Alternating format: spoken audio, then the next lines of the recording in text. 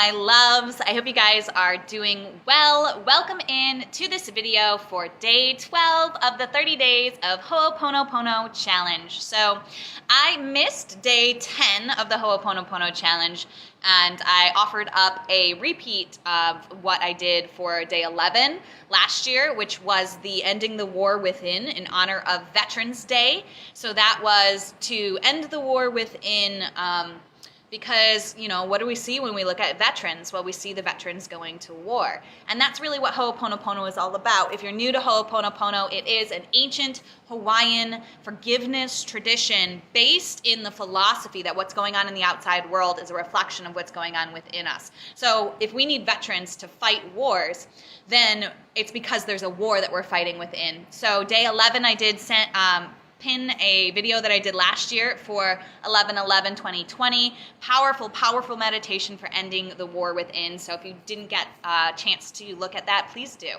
But the reason that I missed day 10 and day 11 was kind of a repeat of last year was because I was dealing with some physical pain. So that brings me into the subject of today. So physical pain. Sorry guys, I know the lighting's a little off. It's gonna like drive me crazy. See if I can fix it. Oh, that made it worse. Cool. Sorry. All right. Doesn't matter. You guys can hear me. That's what matters. Okay. So physical pain is something that I deal with on a monthly basis. I have a very painful moon cycle that I'm working on healing through, and that has been very, very informative to me throughout the years. But here's what I want to say about physical pain and Ho'oponopono. I read a book many years ago now that was called When the Body Says No, written by Dr. Gabor Mate. In this book, he concludes, after seeing, I don't know, thousands of patients, he concludes that physical illnesses, ailments, physical pain, and all sorts of physical manifestations of disease and ailments in our body, he concludes that they are all our body's way of saying no to something in our lives. So I was introduced early on, this was after college, but just after I got out of college, I was introduced early on to this concept that my body is speaking to me through the pain, through the experiences that I have in my body. So I started asking my body questions when I felt pain. And I was surprised how often I was able to find what the message my body and the physical pain had for me. And it was interesting. The more and more I started paying attention to the messages that were happening in my body, the less extreme and the less painful and the less severe the physical symptoms that I was experiencing became. So, like, where one day it would be like, you know, a shoulder that was bruised and aching for days and I couldn't use it. Then, like, nowadays it will be like a little twinge in my shoulder before I check in, and I look at the pain and I ask the pain what it's there to teach me. What is it reflecting for me? And so here's what I do. And I really want to share this with you guys because it's so powerful and it works. I've seen it work so many times, and I've been able to decode the messages. And if you have trouble decoding the messages of the pain in your body, please reach out to me. This is what I love to do. This is what I'm really good at. My name is Paige. Paige means messenger. So I am really good at messages. So wherever the pain is happening in your body, that's the first message. The location is giving you an indication of what is going on energetically. What is the body saying no to? Or what is the message of the body? So You Can Heal Your Life by Louise Hay is another great book. She was a psychiatrist or a psychologist, one of those, a therapist. And she was working with people, and after years and years and years of working with clients, she compiled this list that lists the physical ailment, the body part, the body location, with the emotional belief, the emotional charge, and a healing affirmation to replace it with.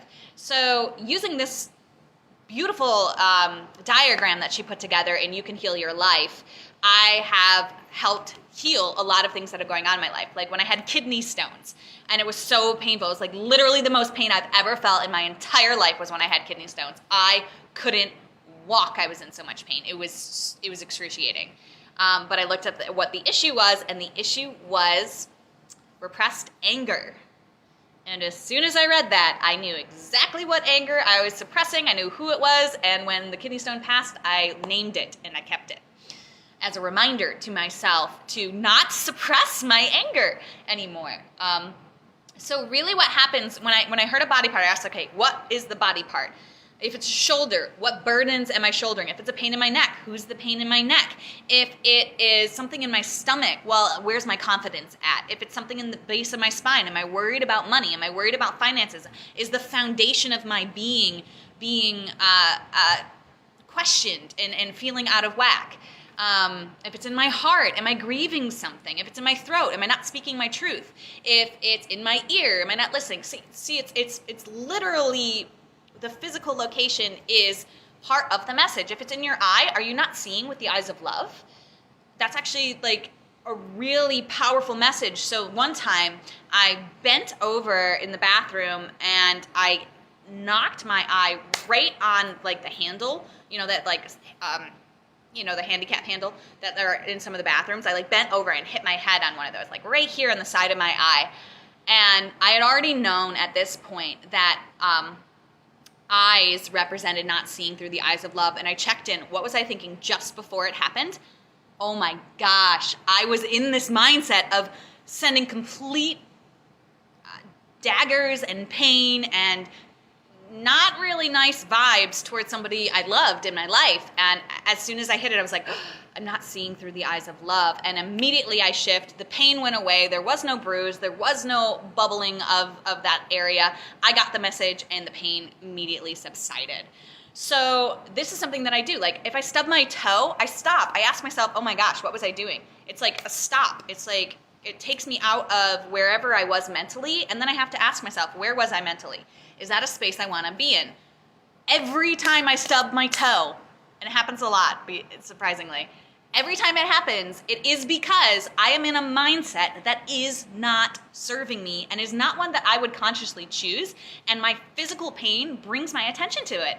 And so physical pain to me is such a beautiful messenger. It's like if we've missed the messages of the universe, if we miss like the spiritual messages or the mental messages, like the thoughts that we have to do something, we're still not listening to that, or like the emotional messages that we're getting where we're like kind of being pulled in one direction, but we don't want to listen to that either, then it becomes physical pain.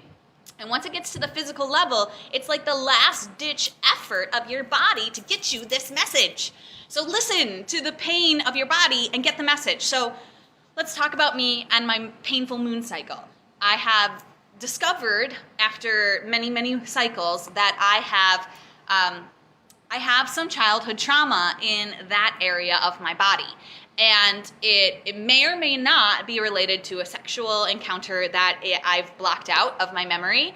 A psychic at one point kind of pointed toward that, but I didn't dive too deeply into it. But I did have major surgery when I was 3 down in that area of my body. So despite whether or not there was sexual trauma precipitating the physical event that caused me to have surgery, I have had major surgery at 3 years old, and I do feel like things moved down there and are not quite the way that they naturally would be to not cause pain in my physical cycle. So now I'm being preemptive, I'm taking herbs, I'm doing inversions, and I'm really working with my energy and working with what I consume and making sure that I'm not eating things that really stimulate me too much around the time that I know my moon cycle will start. And sorry guys, if you're listening to this and this is uncomfortable, this is what we women deal with. And please listen, because there's still valuable information here, if you're still listening at this point.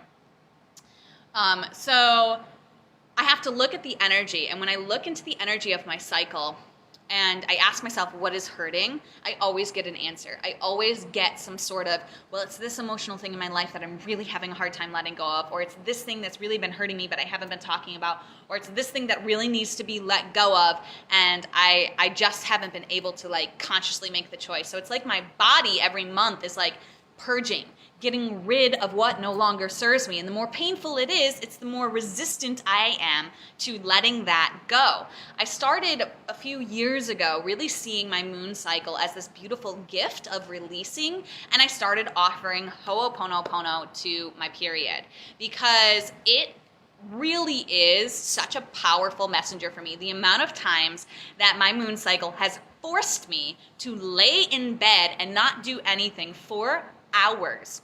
It's incredible how many times that has happened in my life. Regardless of what my mind or what the rest of me wanted to do, I've been forced to stop, to be with myself, and to really feel everything that I've been avoiding up until that point. It's like I can't avoid myself. I can't avoid my feelings when this painful experience comes. And offering it Ho'oponopono has been so healing for me. On the 10th, I was just Ho'oponoponoing in the bathroom, in excruciating pain. I'm just like, I love you. I'm sorry. Please forgive me. Thank you. I love you. I'm sorry. Please forgive me. Thank you. Like over and over and over again.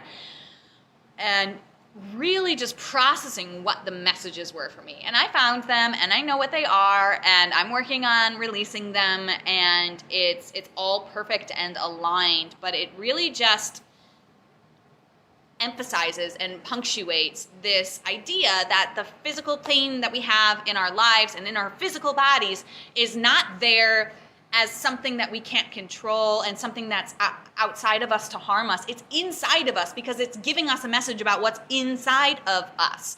And even if it's something as simple as like breaking your wrist or breaking your arm or cancer, like Dr. Gabor Mate in When the Body Says No, he's talking about cancer patients. He's talking about autoimmune diseases. He's talking about, what's the other one that he talks about? Oh, it is an autoimmune disease. MLS. Oh my gosh, I'm forgetting what that is. Oh my gosh, I think it's MLS. I forget the acronyms. Oh my gosh, sorry. But read the book. He is talking about like serious stuff. I'm talking about like stubbing your toe. He's talking about like having a tumor, you know, and he's saying the same thing. So if it gets to that point, it's because your body's saying no to something. It's trying to get you to have a lifestyle shift. And now in Quantum Revolution by, is it Quantum Revolution? No.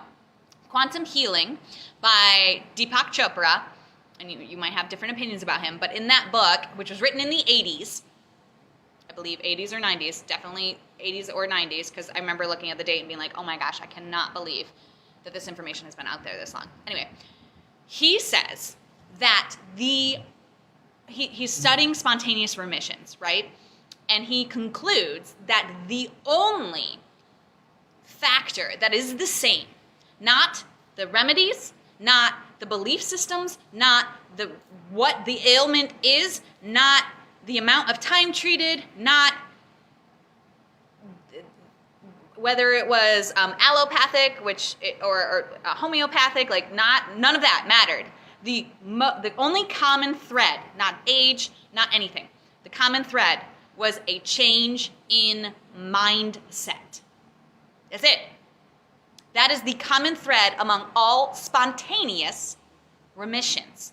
Meaning that if you have a shift, you get the message that your body's trying to bring to you, like, hey, you need to change something in how you're acting or we're gonna fall apart. We're not gonna be here much longer. You gotta change something. The something to change, the message of all of these things is mindset. Change your mindset. And the change in mindset relieves the symptoms and the pain over time. It's not immediate. Some of it is. Read these books if you're really curious about the stuff that I'm talking about. But anyway, I'm not going to spend too much more time talking about this. I could do like a whole series on the body and what the messages of the body are and how to decode them and how to really hear what they're saying. But for this, we'll wrap it up by saying that when we're doing Ho'oponopono on our physical pain, we're really apologizing for the pain and the story that we start telling ourselves about the pain. Like, Oh my God, it's gonna get worse. What am I gonna do? Oh, I hate my body. Oh, I hate that this is happening. Oh, this is so terrible, right? We start to get into this story about our pain, right? Oh, this is always like, I could easily go into this moon ceremony of mine and be like, this always happens to me, and I hate my body, I hate my period, I hate being a woman. Like, I could easily go into that mindset, but that's gonna make it way more painful for me to experience instead of just surrendering into the feminine expression of my being and this monthly purge that my body forces me into, my body invites me into, and I can resist it or I can love it. And that's where Ho'oponopono and physical pain really helps. If you're just, I love you, I'm sorry that I'm resisting you, please forgive me for whatever it is that I'm not seeing, that you're here to bring me a message for. Thank you for that message. I love you, right? That's how we apply Ho'oponopono to our physical pain.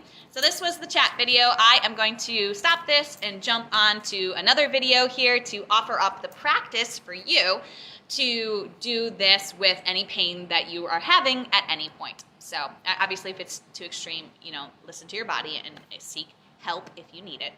But if it's not too extreme and you can apply this technique, I certainly recommend doing that. Or if you're on your way to get medical help, doing it on your way, right? However that unfolds. It's definitely a tool that you can use, but please listen to what it is that you need to do and listen to your own guidance when it comes to these kinds of things. Okay, so as always, namaste. The universal light within me salutes and honors the universal light within you. Namaste.